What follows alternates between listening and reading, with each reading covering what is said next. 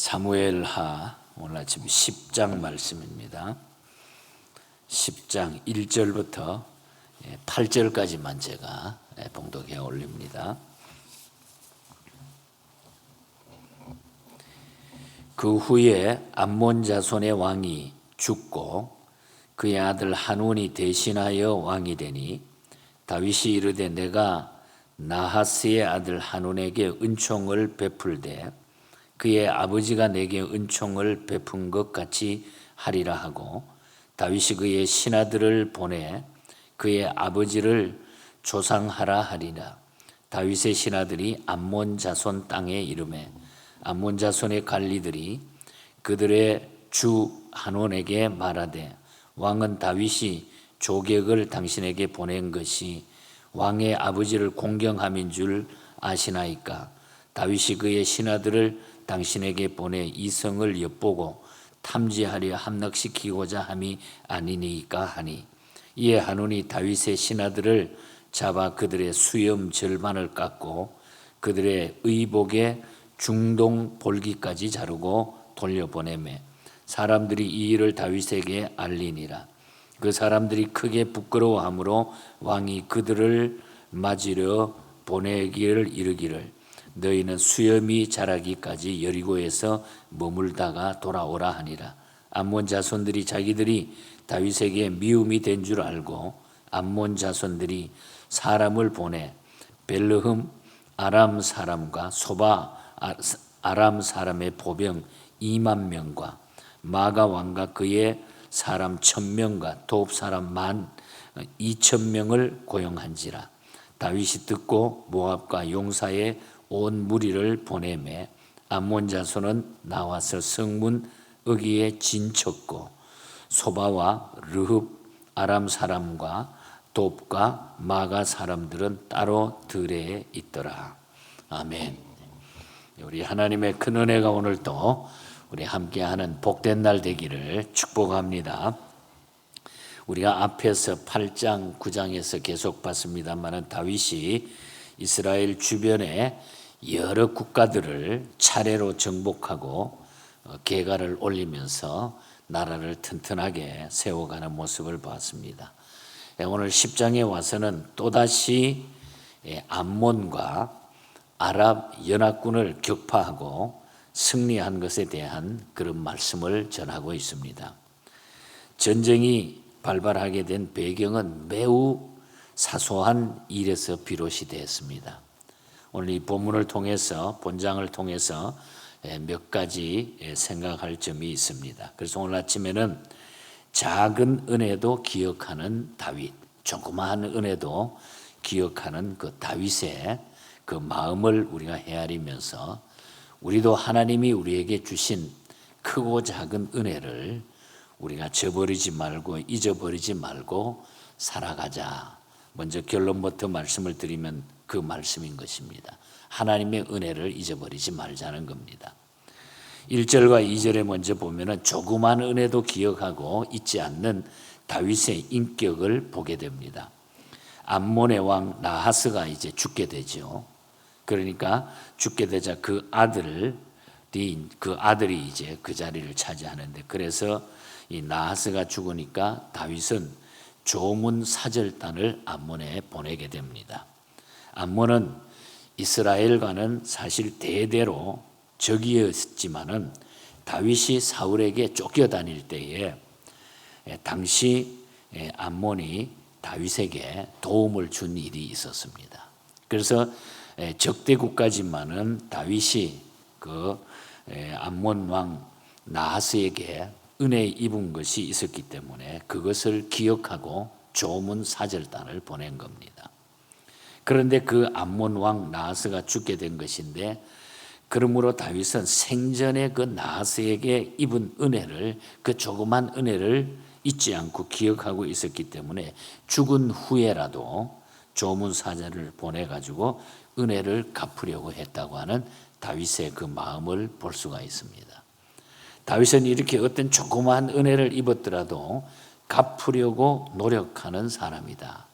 은혜를 저버리지 않고 살아가는 그런 사람이었다. 은혜를 갚는다 해도 당사자가 죽었다고 하면 우리가 보통 찾아보지 않을 텐데, 다윗은 이런 얄팍한 인격의 소유자가 아니라 은혜를 결코 잊지 않고 갚으려고 하는, 우리는 인생을 살다 보면은 크고 작은 거 은혜 있고도 그냥 모른 척하고 그냥 넘어가고 사는데, 다윗은 거기에 대해서 아주 철저하게 감사하는 이런 마음으로 살았다는 거죠. 여기서 우리가 깨달은 점은, 우리 대부분은 다윗과는 달리 타인으로부터 받은 은혜를 너무 쉽게 망각한다는 그런 점입니다. 반면에 섭섭했던 것은 오래 기억하는 습성을 또 우리가 가지고 산다는 거죠. 그래서 우리가 그리스도인의 이 삶은 이런 점들이 세상 사람과 달라야 된다는 겁니다. 혹시 이것을 하나님께 대하여 이런 태도가 아닌지 살펴보아야 된다는 거예요. 하나님 앞에 우리가 사람과의 관계에서는 그렇다 할지라도 우리가 하나님의 은혜에 대해서 혹시 그렇게 잊어버리고 사는 것은 아닌지, 저는 말씀을 준비하다가 그것이 가슴 속에 쫙 와닿았습니다. 사람과의 관계도 그렇지만 혹시 우리가 하나님께 대하여 그런 태도로 살면 어떻게 될까, 참 마음이 답답했습니다. 그래서 우리는 조그만 은혜도 결코 잊지 않고 갚으려고 노력하는 다윗을 본받는 성도가 되었으면 좋겠다. 그러니까 하나님의 조그만 은혜라도 우리가 잊어버리지 말자. 그래야 우리가 다른 삶에 있어서 풍성함을 누리게 됩니다. 그리고 여유 있게 살아갈 수가 있어요. 은혜를 기억하고 사는 사람들은 항상. 그리고 나하스의 아들 한운이라고 하는 사람이 여기 나타나는데, 이 한운은 다윗이 자기 아버지의 죽음을 슬퍼하여 보낸 이 조문객을 호의로 받아들이지 않았다는 거죠. 뿐만 아니라 다윗의 신복들을 정탐꾼으로 생각을 하고, 저놈들 아마 보내가지고 정탐해가지고 우리를 아마 전쟁을 일으키기 위해서 우리를 치려고 그러는 거다, 이렇게 아마 생각을 하고 그들의 조문객들의 수염을 깎고 의복을 잘라가지고 수치를 당하게 한 후에 돌려보냈다, 그런 이야기가 있습니다. 이 사건 때문에 결국은 전쟁이 일어나게 된 거예요. 이 사건 때문에 우리들도 세상을 살아갈 때 이렇게 상대방을 오해하고 잘못 판단함으로 상대방의 마음을 아프게 한 적은 없는지 우리가 살펴보면서 상대방을 쉽게 판단하는 이 잘못을 범하지 않도록 늘 우리가 깊이 생각하는 사람이 되어야 된다는 겁니다.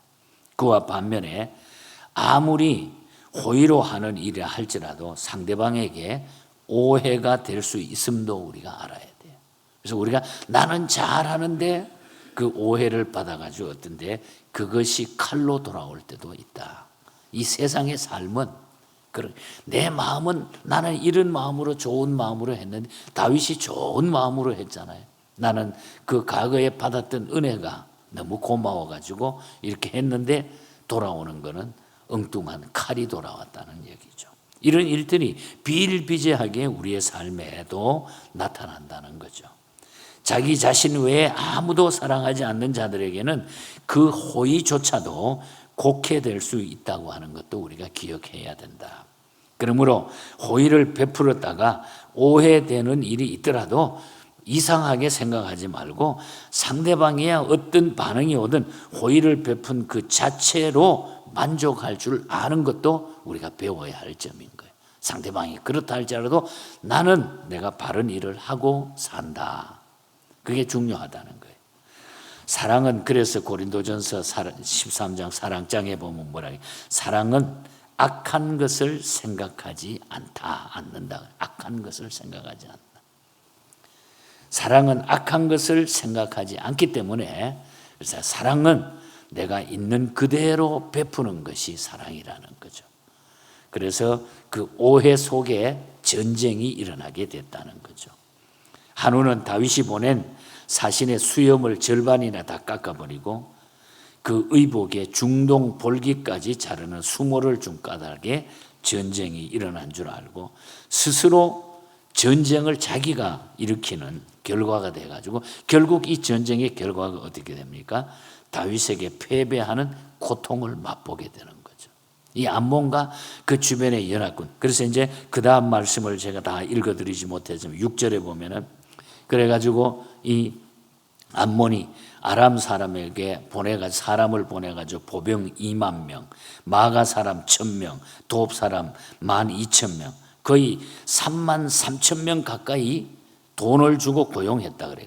고용했다고 하는 값을 거기에 대한 대가를 지불해 가지고 연합군을 만든 거죠. 연합군을 만들어 가지고 이스라엘과 전쟁을 하는데, 그런데 그렇게 돈을 주고 고용한 사람들이 결국은 그렇게 하나로 뭉쳐질 수가 없다는 거죠. 물론 하나님이 개입하셨기 때문에 그렇겠지만, 그래서 13절에 보면은 다윗의 이제 요압 장군하고 전쟁을 하게 되는데, 요압 장군이 나갔는데 13절에 보면 이거 뭐 얼마나 약한 사람들인지 다 도망가 버리는 거예요. 전쟁하지도 않고 다 도망쳐 버리는 겁니다.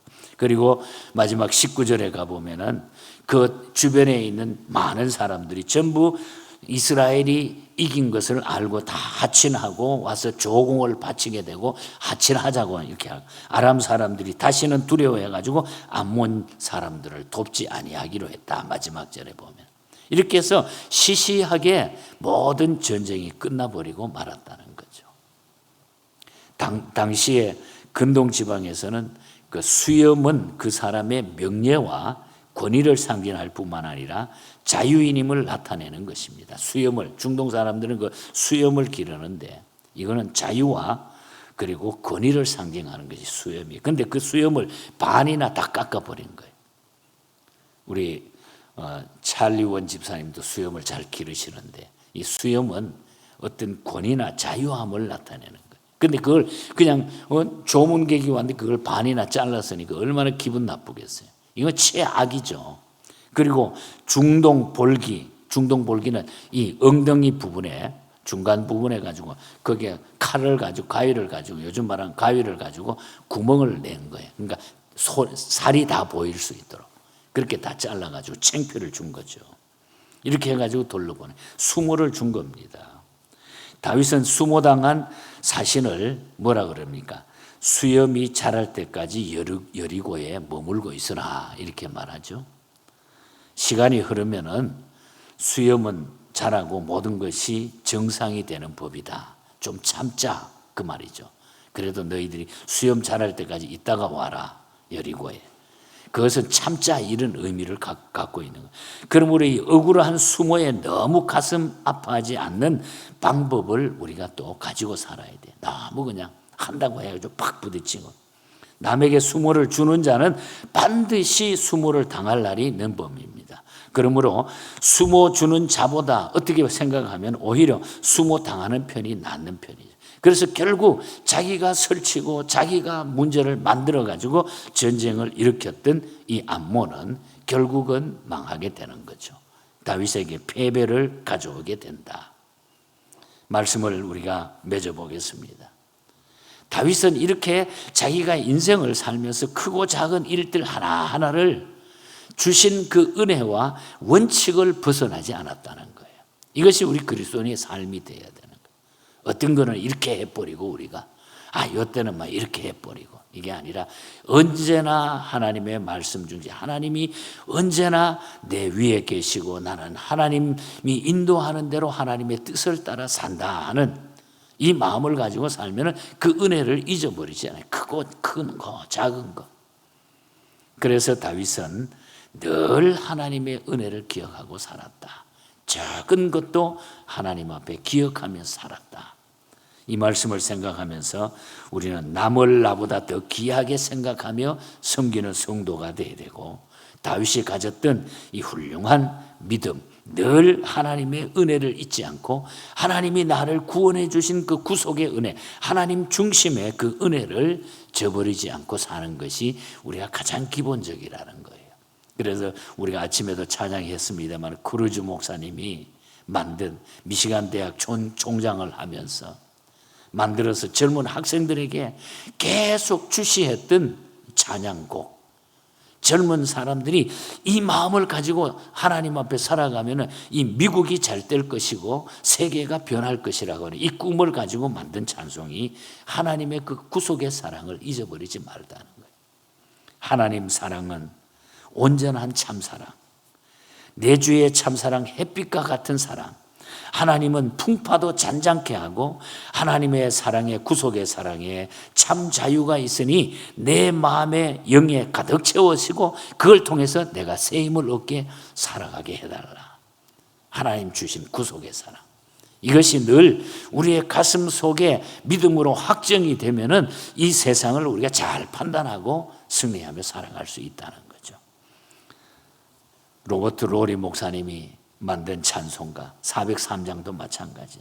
하나님께서 나를 구속해 주신 그 십자가의 그 사랑, 이 세상의 모진 풍파 쉬지 않고 막 불어와도 주님 안에 주님이 날 언제나 보호해 주시고 그것 때문에 내 마음은 언제나 편하다. 주님이 주신 사랑 때문에. 그래서 우리가 오늘 또 이 말씀을 통해서 우리가 기도할 제목은 하나님의 적은 은혜, 내가 잊지 않고 살아가는 그리스도인의 삶을 살게, 언제나 하나님의 뜻을 내가 쫓아 살겠습니다. 그것이 우리에게 제일 행복한 삶이고 또 승리의 삶이 되는 겁니다. 다 세상 것은 헛됩니다. 지나가다가 보면 다 우리가 대단한 것 같지만은 별것 아니에요. 그러나 하나님과 우리의 관계 속에 주신 하나님의 구속의 사랑이, 이 은혜가 최고라고 하는 것. 이거 붙들고 우리 주님 부르실 때까지 여러분 멋지게 그리스도인의 삶을 사시기를 주님 이름으로 간절히 축복합니다. 하나님